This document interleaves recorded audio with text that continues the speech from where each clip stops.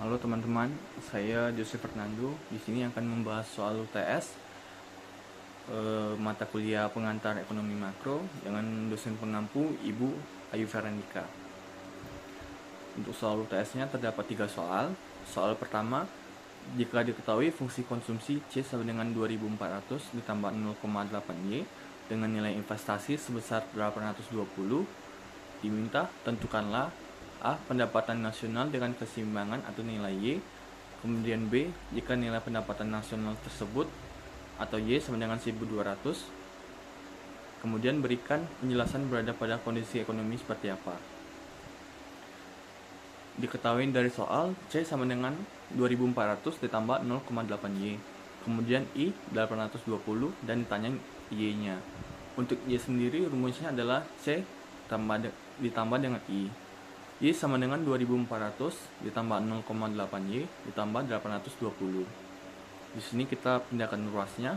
Jadi Y dikurang 0,8Y sama dengan 2400 ditambah 820. Hasilnya 0,2Y sama dengan 3220.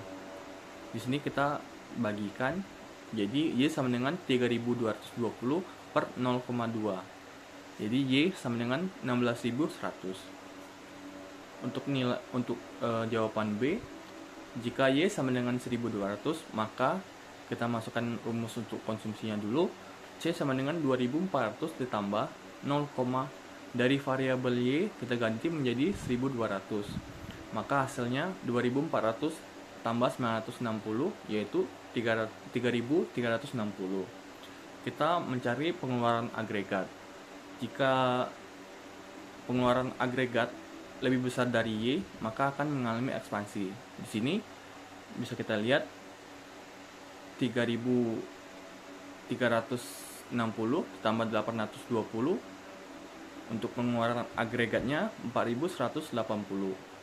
Di sini AE lebih besar dari Y, maka akan mengalami ekspansi. Ke soal kedua, PT ABC memperoleh fasilitas kredit sejak Januari 2021 dari Bank Rakyat senilai 150 juta dengan jangka waktu kredit adalah 5 tahun. Bunga kredit 10% per tahun.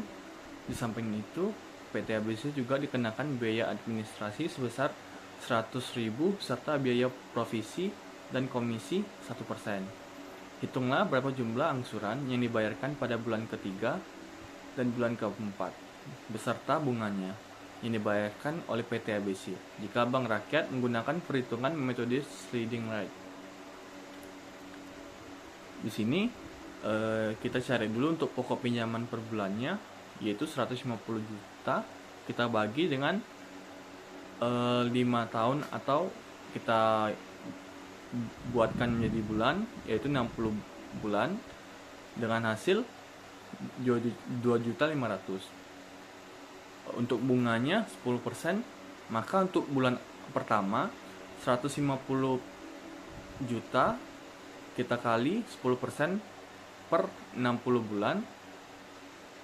Bunga untuk bulan pertama kita dapatkan yaitu 250.000. Kemudian untuk angsuran bulan pertama kita tambahkan 2.500.000 dengan 250.000 menjadi 2.750.000. Untuk bulan kedua, untuk nominal di sini 150 juta kita kurangkan dengan pokok pinjaman per bulan yaitu 2.500.000 menjadi 147.500.000.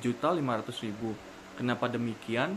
Karena dengan metode sliding rate kita akan mengurangkan angsuran per bulan kita. Untuk bulan kedua dari 147.500 kita kalikan lagi 10% per 60 bulan dengan hasil bunganya yang kita dapatkan Rp245.833. Untuk angsurannya sama seperti tadi tetapi menggunakan bunga pada bulan kedua yaitu 2.500.000 kita tambahkan Rp245.833. Untuk angsuran bulan keduanya yaitu Rp2.745.833. Untuk bulan ketiga sama seperti tadi, 147.500.000 kita kurangkan 2.500.000, kemudian kita dapat hasil 145 juta. Kita kalikan lagi 10% per 60 bulan untuk mencari bunga pada bulan ketiga. Kita memperoleh hasil Rp241.667, dan kita jumlahkan dengan nilai pokok pinjaman per bulan 2.500.000, kita tambahkan Rp241.667 menjadi Rp2.741.667. Pada bulan keempat kita ulangi hal yang sama, kemudian kita peroleh hasilnya yaitu 142.500.000. Kita kalikan lagi 10% per 60 bulan, dan kita peroleh pada bulan keempat bunganya dengan nominal Rp233.333. Kita jumlahkan dengan pokok pinjaman per bulan 2.500.000, dan hasilnya Rp2.733.333. Kemudian untuk soal terakhir, soal ketiga, PT Pantang Mundur memperoleh fasilitas kredit sejak Januari 2025 dari Bank Rakyat senilai 150 juta. Jangka waktu kredit adalah 2 tahun.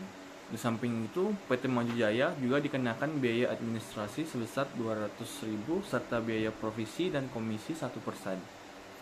Hitunglah berapa angsuran yang dibayarkan oleh PT Pantang Mundur untuk angsuran jika Bank Rakyat menggunakan metode floating rate. Dengan ketentuan sebagai berikut. Untuk bulan Januari sampai dengan Agustus 2025 suku bunga 12%. Untuk bulan September sampai dengan Desember 2025 suku bunga 10%. Untuk bulan Januari sampai dengan Agustus 2026 suku bunga 8%. Terakhir untuk bulan September sampai dengan Desember 2026 suku bunga 5%. Ini seperti nomor 2 tadi, pada awalnya kita cari dulu pokok pinjaman dengan cara 150 juta kita bagi dengan jangka waktu tadi 2 tahun 24 bulan, dengan hasilnya 6.250.000.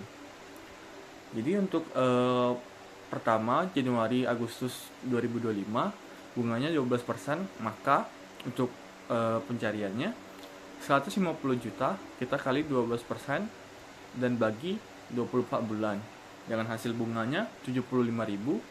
Kita tambahkan dengan pokok pinjaman per bulannya yaitu 6.250.000, maka angsuran per bulannya 7 juta untuk bunga yang 12%. Kemudian pada bunga 10%, di sini sama saja, hanya saja nominal bunganya yang berbeda, yaitu 150 juta kita kali 10% bagi dengan 24 bulan atau 2 tahun, hasil bunganya 625.000.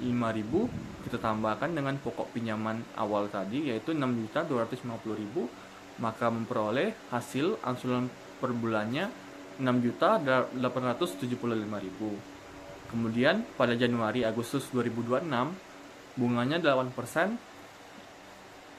Kita masukkan lagi 150 juta kali 8% bagi 24 bulan dengan hasil bunga 500.000. Kita tambahkan ke harga pokok pinjaman yaitu 6.250.000, maka kita memperoleh angsuran per bulannya yaitu 6.750.000. Terakhir pada September Desember 2026 bunganya 5%.